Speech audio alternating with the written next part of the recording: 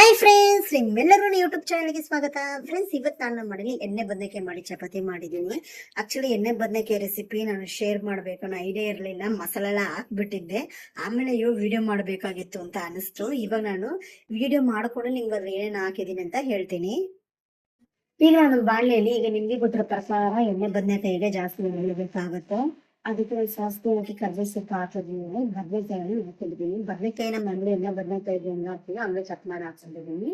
ಇದಕ್ಕೆ ನಾನು ಮಸಾಲ ಫಿಲ್ ಮಾಡಿಲ್ಲ ಫ್ರೆಂಡ್ಸ್. ಯಾಕಂದ್ರೆ ತುಂಬಾ ಜನ ಮಸಾಲ ಫಿಲ್ ಮಾಡಿ ಮಾಡ್ತಾರೆ. ನಾನು ಮಸಾಲ ಫಿಲ್ ಮಾಡಿಲ್ಲ, ಹಂಗೆ ಎಣ್ಣೆ ಹಾಕೊಂಡು ಚೆನ್ನಾಗಿ ಫ್ರೈ ಮಾಡ್ಕೊಂತ ಇದೀನಿ.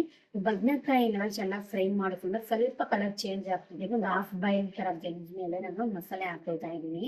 ನಾನು ಮಸಾಲೆಗೆ ಏನೇನು ಹಾಕೊಂಡಿದ್ದೀನಿ ಅಂದ್ರೆ, ಒಂದು ಟೊಮೆಟೊ ಹಾಕೊಂಡಿದ್ದೀನಿ, 2 ಕಪ್ಪು ಕಡಲೆ ಬೀಜ ಹಾಕೊಂಡಿದ್ದೀನಿ, ಒಂದೂವರೆ ಸ್ಪೂನ್ ಸಾಂಬಾರ್ ಪೌಡರ್, ಶುಂಠಿ ಬೆಳ್ಳುಳ್ಳಿ ಚಕ್ಕೆ ಲವಂಗ ಹಾಕೊಂಡಿದ್ದೀನಿ, ಅರಿಶಿನ ಹಾಕೊಂಡಿದ್ದೀನಿ, 2 ಸ್ಪೂನ್ ಧನ್ಯ ಪೌಡರ್ ಹಾಕೊಂಡಿದ್ದೀನಿ, 1 ಸ್ಪೂನು ಚಿಲ್ಲಿ ಪೌಡರ್ ಹಾಕೊಂಡಿದ್ದೀನಿ.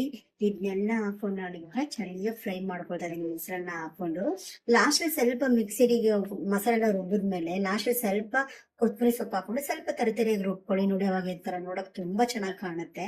ಮತ್ತೆ ನಾವು ಲಾಸ್ಟ್ ಅಲ್ಲಿ ಕೊತ್ತಂಬರಿ ಸೊಪ್ಪನ್ನ ಹಾಕೋ ಅವಶ್ಯಕತೆ ಇರೋಣ. ನಿಜವಾಗ್ಲೂ ಕಡಲೆ ಬೀಜದ ಫ್ಲೇವರ್ ತುಂಬಾ ಚೆನ್ನಾಗಿರುತ್ತೆ ಎಣ್ಣೆ ಬದನೆಕಾಯಿಗೆ.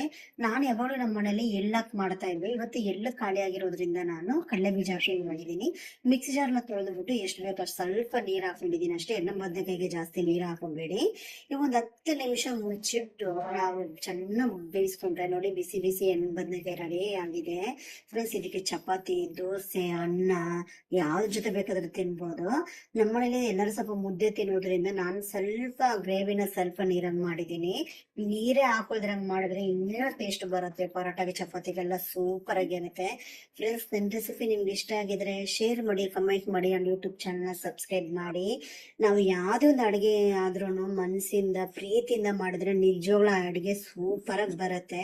ಇದಂತೂ ಸತ್ಯದ ಮಾತು. ಇಂಟ್ರೆಸ್ಟ್ ಕೊಟ್ಟು ಮಾಡಿ, ಚೆನ್ನಾಗಿ ಬರುತ್ತೆ ಅಂತ ಮಾಡಿ, ನನಗೆ ಬರುತ್ತೆ ಅಂತ ಮಾಡಿ ಸೂಪರ್ ಆಗಿ ಬರುತ್ತೆ.